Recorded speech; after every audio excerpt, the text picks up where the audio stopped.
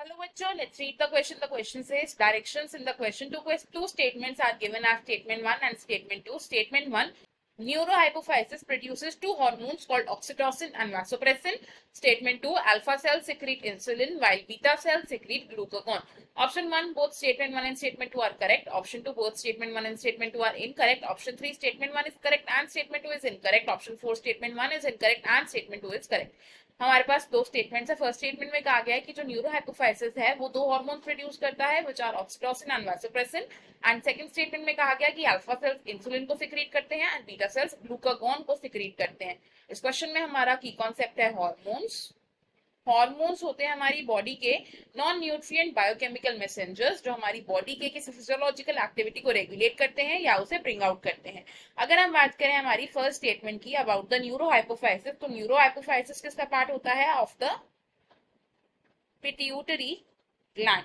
Pituitary gland होता है हमारी बॉडी का master gland and pituitary gland anatomically दो डिविजन्स में डिवाइडेड होता है या इसकी दो डिविजन्स होती है विच आर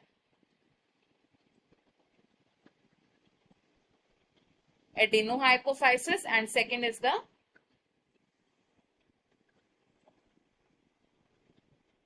न्यूरोहाइपोफाइसिस। अब ये जो एडिनोहाइपोफाइसिस है ये फर्दर डिवाइडेड होता है into pars distalis. First division is pars distalis and second division क्या है? Pars intermedia. और जो न्यूरोहाइपोफाइसिस है इसे हम बोलते हैं the pars nervosa. Anterior pituitary होता है pars distalis and pars nervosa को हम कॉमनली बोल देते हैं द पोस्टीरियर पिट्यूटरी। एंड ये जो न्यूरोहाइपोफाइसिस है इसका काम क्या होता है?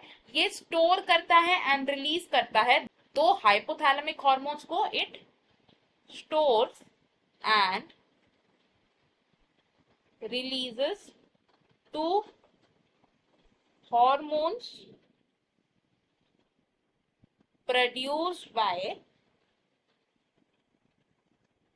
हाइपोथैलेमस। तो हाइपोथैलेमस जिन हॉर्मोन्स को प्रोड्यूस करता है उनमें से दो हॉर्मोन्स को स्टोर और रिलीज करने का काम है न्यूरोहाइपोफाइसिस का। एंड वो दो हॉर्मोन्स कौन से? These are oxytocin and vasopressin. Next बात करें अगर हमारी सेकेंड स्टेटमेंट की about alpha and beta cells, तो अल्फा एंड बीटा सेल्स किसके पार्ट होते हैं? पैनक्रियाज के होते हैं। एंड पैनक्रियाज के एक कॉम्पोजिट ग्लैंड है जो एक्सोक्राइन एंड एंडोक्राइन दोनों ग्लैंड्स की तरह एक्ट कर सकता है। अब जो एंडोक्राइन पैनक्रियाज है, एंडोक्राइन पैनक्रियाज है, it is composed of islet of Langerhans. It has islet of Langerhans and इसमें प्रेजेंट होते हैं दो तरीके के cells which are the alpha cells and the beta cells. जो अल्फा सेल्स होते हैं ये सिक्रीट करते हैं ग्लूकागॉन को एंड जो बीटा सेल्स होते हैं ये सिक्रीट करते हैं इंसुलिन को। स्टेटमेंट्स अगर देखें तो फर्स्ट स्टेटमेंट है हमारी रॉन्ग बिकॉज न्यूरोहाइपोफाइसिस प्रोड्यूस नहीं करता इन हार्मोन्स को, स्टोर और रिलीज करने का ही काम करता है। एंड सेकंड स्टेटमेंट भी रॉन्ग है बिकॉज अल्फा सेल्स तो ग्लूकागॉन को प्रोड्यूस करते हैं, बीटा सेल्स इंसुलिन को प्रोड्यूस करते हैं। हमारा correct and most appropriate answer है यहाँ पर option 2, that says both statement 1 and statement 2 are incorrect. बाकी के ऑप्शन है हमारे यहाँ पर wrong. I hope you have understood it well. Best of luck. Thank you.